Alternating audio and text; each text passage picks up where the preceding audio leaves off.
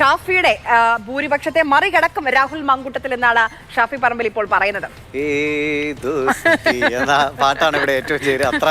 അത്ര മച്ച കമ്പനികളാണ് രണ്ടുപേരും. എന്തായാലും ഷാഫിയുടെ ആഗ്രഹം സാധിക്കുമെന്ന് നമുക്ക് കാത്തിരിക്കാം. ഈ പാലക്കാട്ടേക്ക് വരുമ്പോൾ അവിടെ പല സ്ഥലം, മാത്തൂര് അല്ലെ, അങ്ങനെ പല സ്ഥലങ്ങളുണ്ട്. അതിൽ ഏറ്റവും കൂടുതൽ ശ്രദ്ധേയമായ സ്ഥലം പിരായിരിയാണ്. അത് പിരായിരി എന്ന് പറഞ്ഞാൽ അങ്ങനെ പലവിധ ചർച്ചകൾ പോലും ഉണ്ടായതാണ്. അപ്പോൾ പിരായിരിയിൽ GLP സ്കൂളിലെ ബൂത്തിൽ വോട്ടർമാരുടെ നീണ്ട നിരയുണ്ട്. 2 മണിക്കൂറിലൊക്കെ പലരും കാത്തു നിൽക്കേണ്ടി വന്നു വോട്ട് ചെയ്യാൻ. എന്നിട്ട് കുഴഞ്ഞ് വീഴുന്ന ഒരു അവസ്ഥ വരെയൊക്കെ ഉണ്ടായി. പോളിംഗ് മന്ദഗതിയിലാണെന്നും ഒരു ആരോപണമുണ്ട് അവിടെ നിന്ന്. പിരായിരി GLP സ്കൂളിലെ ബൂത്തിലാണ് ഉള്ളത്. ഇവിടെ ഇപ്പോൾ നല്ല തിരക്ക്, രാവിലെ മുതൽ നല്ല തിരക്കുണ്ട് എന്നാണ് നമുക്ക് പറയുന്നത്. ധാരാളം ആളുകൾ ഇപ്പോൾ തന്നെ ക്യൂവിൽ നിൽക്കുന്നുണ്ട്. ഒരുപാട് സമയമായി നിൽക്കുന്ന ആൾക്കാരും ഉണ്ടാകും. ഒപ്പം നമുക്കൊരു ചോദിക്കാം, ഇത് പിരായിരി എന്ന് പറയുമ്പോൾ പാലക്കാട് മണ്ഡലത്തിൽ UDF ജയിപ്പിച്ച പഞ്ചായത്തിന് കഴിഞ്ഞ തവണ BJP പാലക്കാട് നഗരസഭയിൽ നേടിയ ആധിപത്യം ഒറ്റ പഞ്ചായത്തിൽ കൊണ്ട് മറികടന്ന് ഷാഫി പറമ്പിലിനെ ജയിക്കാൻ നിർണായക പങ്ക് വഹിച്ചൊരു പഞ്ചായത്ത്. BJPയും LDF നേടുന്നതിൻ്റെ ഇരട്ടി വോട്ടുകളാണ് ഇവിടെ UDF ലഭിക്കുന്നത്. അപ്പോൾ അത്രയും ശക്തമായൊരു തെരഞ്ഞെടുപ്പ് നടക്കുന്നത്. അതുകൊണ്ട് തന്നെയാണ് ഇവിടെയും ഇത്രയും ശക്തമായ പോളിംഗ് തിരക്ക് നമുക്ക് കാണാൻ കഴിയുന്നു. കുറേ നേരമായി നിൽക്കാൻ തുടങ്ങിയിട്ട് സ്ത്രീകൾക്ക് പരിഗണന ഉള്ളതുകൊണ്ടാണോ? അതോ അമ്മ എപ്പോൾ വന്ന് ഇവിടെ സ്ത്രീകൾക്ക് പ്രത്യേക പരിഗണന ഉള്ളതുകൊണ്ട് തന്നെ അവർക്ക് വലിയ രീതിയിൽ ക്യൂ നിൽക്കാതെ പോകാൻ പറ്റുന്നുണ്ട്. നമുക്കിവിടെ വേറെ ആൾക്കാരും ഉണ്ട്.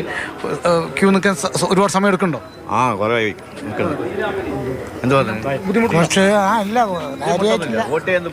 വോട്ട് ചെയ്യാനല്ലോ.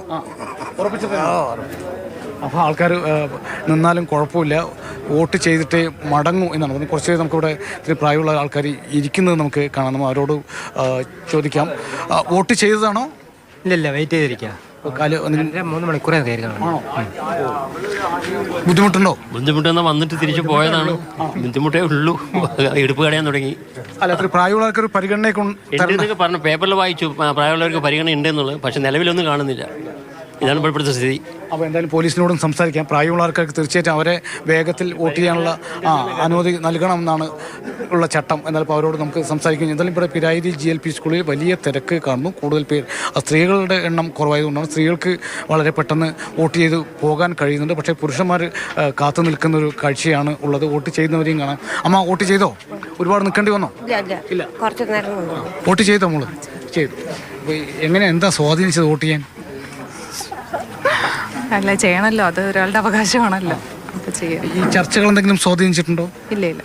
പിരായിരിയിൽ വലിയ രീതിയിലുള്ള പോളിംഗ് നടക്കുന്നു എന്നാണ് നമുക്ക് മനസ്സിലാക്കാൻ കഴിയുന്നത്. വിജേഷ് പുതുവാശ്ശേരിക്കൊപ്പം G പ്രസാദ് കുമാർ, മാതൃഭൂമി ന്യൂസ്.